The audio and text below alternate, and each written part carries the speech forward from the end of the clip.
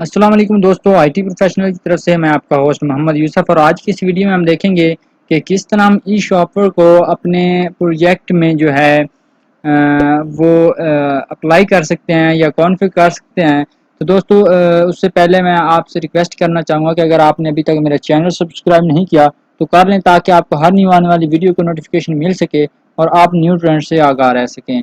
तो सबसे पहले दोस्तों, वीडियो की डिस्क्रिप्शन में आपको जो है थीम जो है ई शॉपर का, उसका लिंक मिल जाएगा। आप वहां से जाके इसको डाउनलोड कर सकते हैं और जैसे ही आप लिंक के ऊपर क्लिक करेंगे तो आपके सामने ये पेज शो हो जाएगा। तो आपने ये डाउनलोड के आइकन पे क्लिक करना है और आपका जो ये थीम है ये डाउनलोड हो जाएगा। तो मैं ऑलरेडी डाउनलोड कर चुका हूँ, तो उससे नेक्स्ट शुरू करते हैं। तो जैसे ही ये डाउनलोड होगा, यहाँ पे आपने इसको एक्सट्रैक्ट कर लेना है। तो जैसे ही आप इसको एक्सट्रैक्ट करेंगे, उसके बाद जो काम करना है आपने, वो ये है कि आपने जाना है जहाँ पे आपने इसको एक्सट्रैक्ट किया है। तो मेरा जो ये थीम है ये कहाँ पे एक्सट्रैक्ट हुआ है देख लेते हैं। तो ये नीचे ये एक्सट्रैक्ट हुआ। अच्छा, उसके बाद आपने क्या करना है कि इसका नेम चेंज कर देना है। तो मैं सिंपल इसको ई शॉपर कर देता हूँ। ये मैंने इसको ई शॉपर कर दिया। उसके बाद आपने इसको कॉपी करना है। कॉपी करने के बाद जहाँ पे आपका प्रोजेक्ट पड़ा हुआ है वहाँ पे आपने इसको पेस्ट कर देना है अपने पब्लिक फोल्डर में। तो ये माइलारा ऐप के नाम से हमारा प्रोजेक्ट पड़ा हुआ है। पब्लिक में जाते हैं तो यहाँ पे मैं ई शॉपर को जो है पेस्ट कर देता हूँ। उसके बाद दोस्तों, अब हमारा काम जो है वो ये है कि सबसे पहले हम ओपन करते हैं इसका जो पेज है, जो इसका इंडेक्स पेज है उसको ओपन करते हैं। यहाँ से मैं जाता हूँ और इंडेक्स पेज को ले आता हूँ अपने एडिटर के अंदर। तो ये आ चुका है। तो दोस्तों, ये CSS की फाइल्स और कुछ ये वाली फाइल्स हैं, ये आपने इंक्लूड करवानी है अपने प्रोजेक्ट में। तो उससे पहले आपको यहाँ पे एक फोल्डर बनाना है न्यू, अपने जो व्यूज़ के रिसोर्सेज और व्यूज़ में जाके एक आपने फोल्डर बनाना है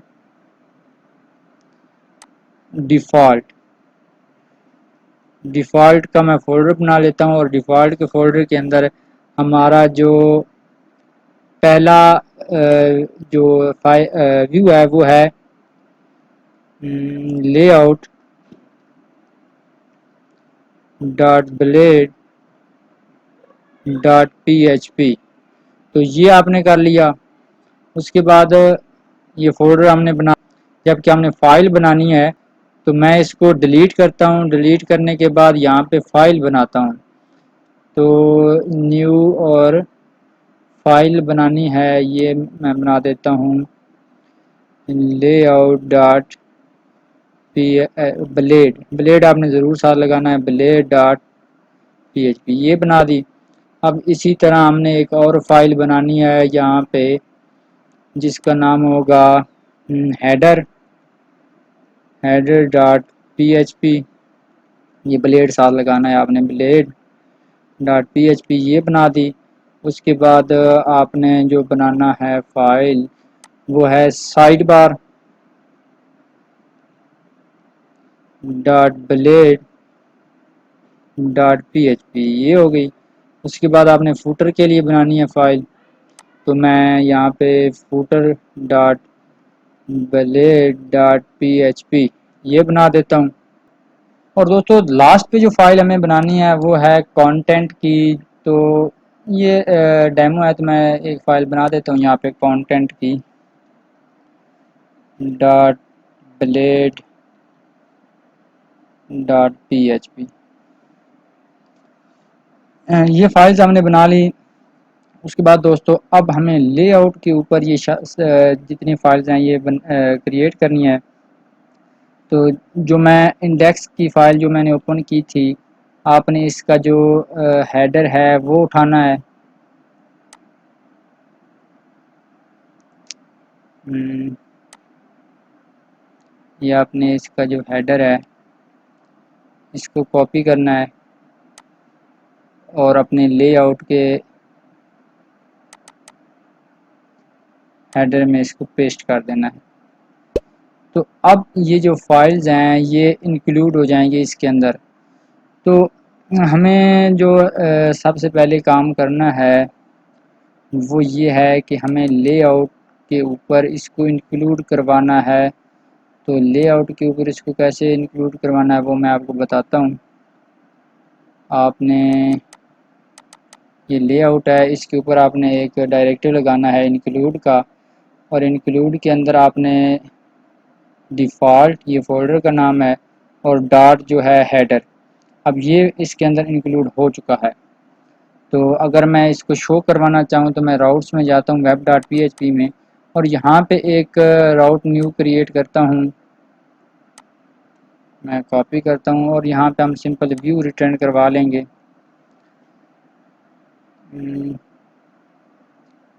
उससे पहले जो है कुछ सेटिंग्स कर लेते हैं और भी। यहाँ पे हेडर के नीचे मैं जो है एक कंटेंट भी इनको यील्ड करवा लेता हूँ। तो ये हमको यील्ड करवाना है, तो मैं यहाँ पे यील्ड कंटेंट, ये सेक्शन यहाँ पे यील्ड हो जाएगा। और ये आपने सेमी कॉलन नहीं लगाना। अब मैं जाता हूँ कंटेंट पे और यहाँ पे एक सेक्शन बनाता हूँ, सेक्शन बना लेता हूँ। अगर आपको ये नहीं पता कि यील्ड सेक्शन ये चीज़ें क्या हैं, तो दोस्तों मैंने कंप्लीट कोर्स इसके ऊपर बनाया है। तो दोस्तों जो आप यहाँ पे सेक्शन का नेम रखेंगे वो अगर लेआउट पे यील्ड में दिया गया होगा तो वो वहाँ पे शो हो जाएगा। तो हमने ये कंटेंट दिया है और लेआउट पे भी यहाँ पे हमने यील्ड करवाया है कंटेंट। तो यहाँ पे जो जिस व्यू में भी कंटेंट मौजूद होगा अगर उसको कॉल करेंगे तो यहाँ पे वो शो होगा। तो ये कंटेंट का हमारा व्यू है। तो मैं इसको इसके अंदर मैं एक हेडिंग डाल देता हूँ, दिस इज कंटेंट। तो ये चेक करने के लिए है। उसके बाद एंड सेक्शन ये कर दिया।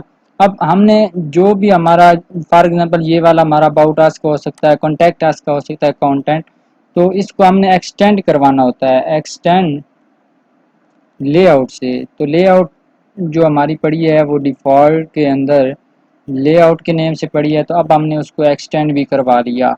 तो जैसे ही हम इस व्यू को कंटेंट के व्यू को कॉल करेंगे तो ये एक्सटेंड हो जाएगा लेआउट से, और उसके ऊपर ऑटोमेटिकली क्योंकि ये लेआउट से एक्सटेंड होगा तो हेडर भी आ जाएगा और बाकी जो चीज़ें हम यहाँ पे इंक्लूड करवाएंगे वो चीज़ें भी यहाँ पे आ जाएंगी।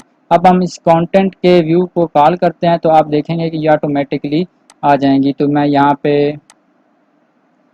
ये जो है सिंपल जो एम्प्टी URL जब होगा तो तब ये कॉल हो जाएगा। तो मैं इसको करवाता हूँ कॉल डिफ़ॉल्ट डॉट कंटेंट। अब मैं इसको जाके ब्राउज़र में चेक करता हूँ तो यहाँ पे लोकल होस्ट, पहले हमें इसको रन करना होगा तो मैं रन कर लेता हूँ। इसको डालता हूँ PHP आर्टिज़न सर्व। तो ये हमारा सर्वर जो है वो रन हो जाएगा।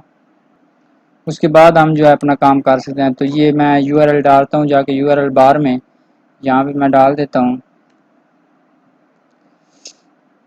तो आप देख रहे हैं कि ये आ रहा है, और अगर हम इसके सोर्स में जाएं तो हमारे पास वो बाकी फाइल्स भी आ रही हैं। ये जो है नॉट फाउंड होंगी क्योंकि हमने अभी इसको सही पाथ दिया ही नहीं है।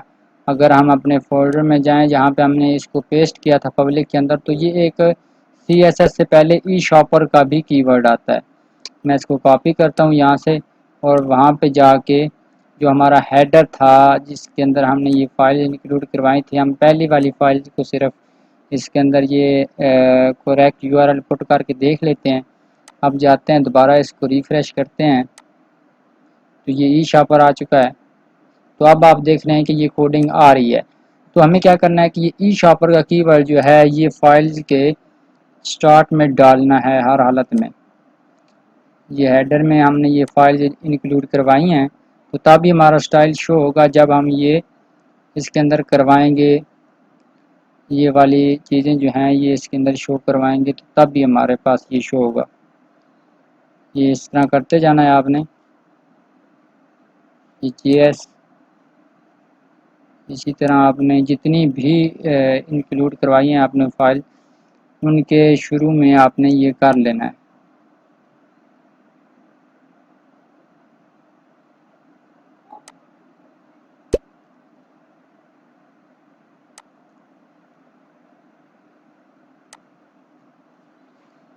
ये मैंने कर दिया है। तो दोस्तों हम ऐसा करते हैं कि ये हेडर जो है ये लेआउट के ऊपर ले जाते हैं, ताकि जितनी भी फाइल्स हैं उन सब के लिए ये जो है अवेलेबल रहे।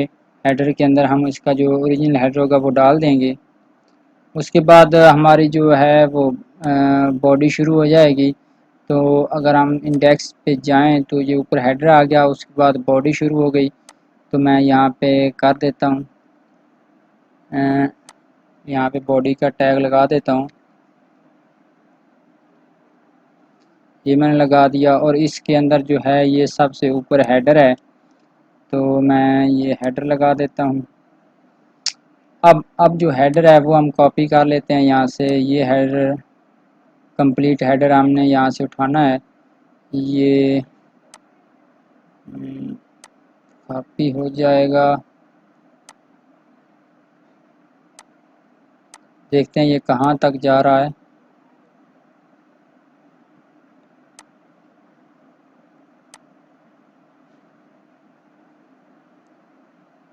ये यहाँ पे एंड हो रहा है हेडर, तो ये जितना भी हेडर है हम ये उठा लेते हैं, इसको कॉपी कर देते हैं हेडर के अंदर, कॉपी पेस्ट कर देते हैं। अब जाते हैं अपने लेआउट में और इसको रिफ़्रेश करते हैं अपनी लेआउट को। तो आप देख रहे हैं कि हमारा जो हेडर है वो सक्सेसफुली आ रहा है। अब हमें क्या करना है कि ये हेडर हमने कर लिया। हेडर के करने के बाद हमें सेक्शन ये स्लाइडर है, तो स्लाइडर हमने हेडर के बाद स्लाइडर देना है। तो स्लाइडर को उसी हेडर में ही डाल देते हैं, क्योंकि हमने अलहदा इसकी फ़ाइल नहीं बनाई। तो मैं इसको हेडर में ही डाल देता हूँ, हेडर के नीचे इसको शो करवा देता हूँ। रिफ़्रेश करते हैं,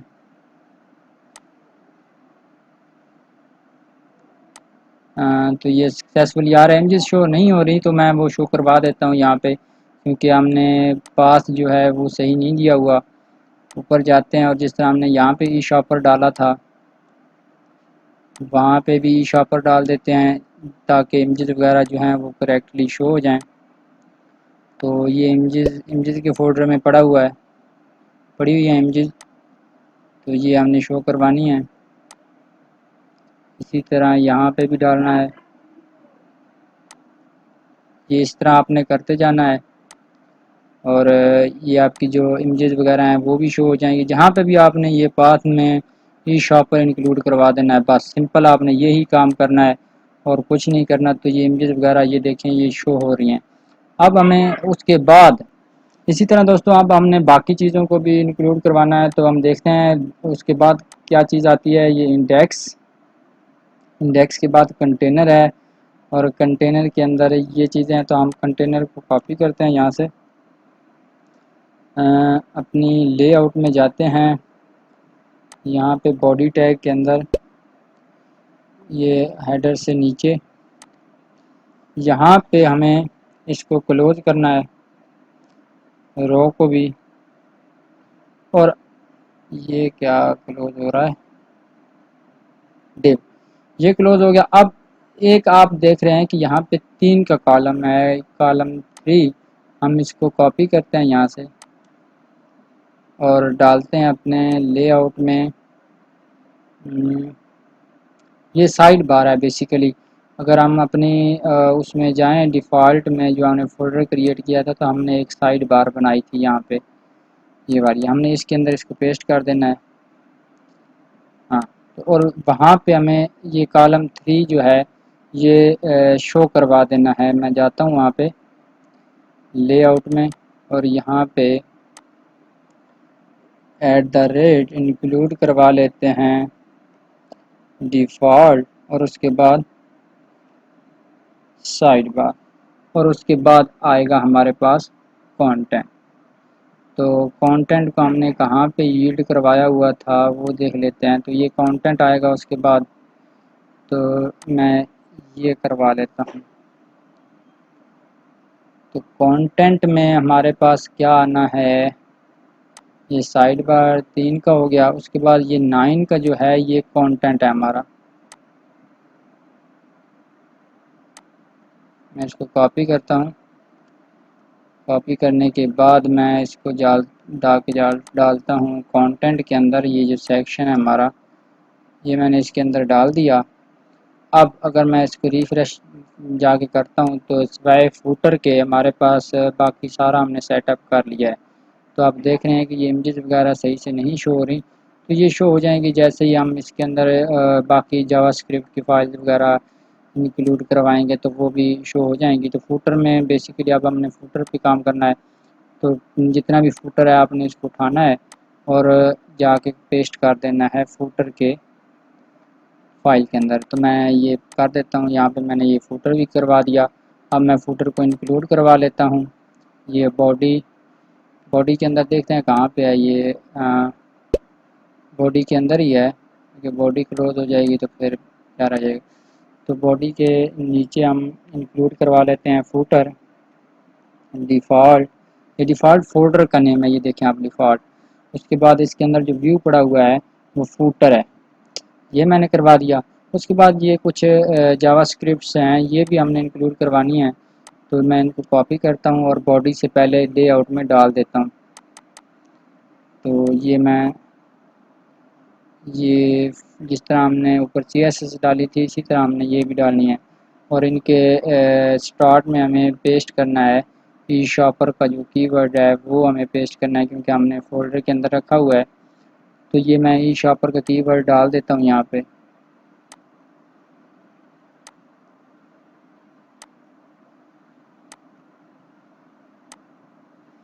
तो अब हमारे पास जो फूटर है वो भी शो हो जाएगा। अगर मैं इसको रिफ्रेश करता हूँ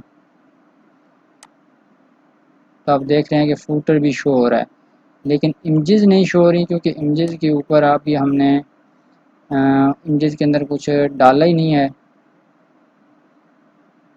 जावास्क्रिप्ट वगैरह काम कर रही हैं। तो इमेजेस को भी हम करेक्ट कर लेते हैं। तो इमेजेस हमारी पड़ी हुई हैं, फूटर के अंदर भी हैं और कंटेंट के अंदर भी हैं। फूटर की इमेजेस को भी सेट कर लेते हैं। यहाँ पे हम जहाँ जहाँ पे इमेज का फाइंड कर लेते हैं, इमेज IMG, और जहाँ पे भी हमें IMG मिलेगा हम वहाँ पे ई शॉपर लगा देंगे। ये मैं लगा देता हूँ।